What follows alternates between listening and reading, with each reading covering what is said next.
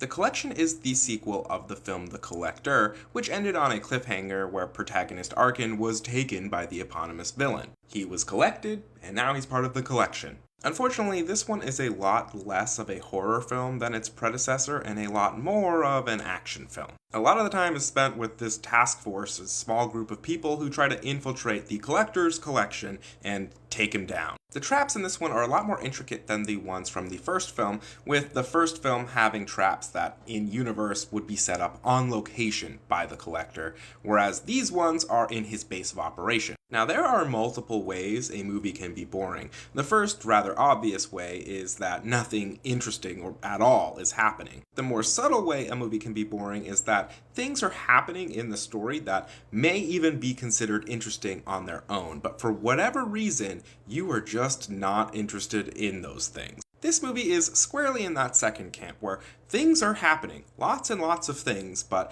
it's so high octane energy from the very beginning, and it doesn't ebb or flow in that energy, that the entire time is one plateau of just stuff going on. As a result, it manages to make escape room-esque puzzles and gruesome traps and horrible death scenes and explosions boring. And while it might initially seem cool that we're going to find out where this guy brings those that he's collected, it unfortunately runs into a problem where it is getting far closer to the way that Saw feels than its predecessor did. I mentioned that the first film, The Collector, was originally shot as a prequel to Saw, and it managed to make some changes or unique tweaks that gave it its own identity that is kind of just tossed aside in this movie. In fact, it's tossed aside and then it does continue to make its own identity separate from Saw in the ways that it is not as interesting as Saw. Jigsaw and his motivation and why he does what he does is just far more interesting than the Collector, whose motivation is still rather murky to me, even though I feel like they did explain it, it just didn't seem to matter much. And this movie, in fact, made me think of other movies that have a group of people, strangers really, trying to escape a, horror house of different puzzles that are designed to kill them.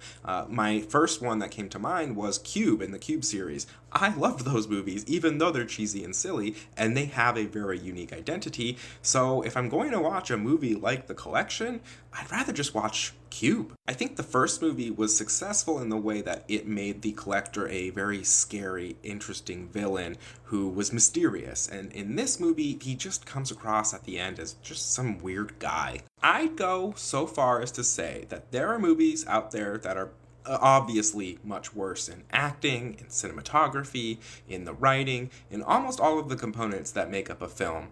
And they're worse in a way that's memorable, and I would almost rather watch those than watch this movie, which really I don't think is going to stick with me at all. As an example, in the poster behind me, you may have noticed the water tank with a person and a lot of limbs.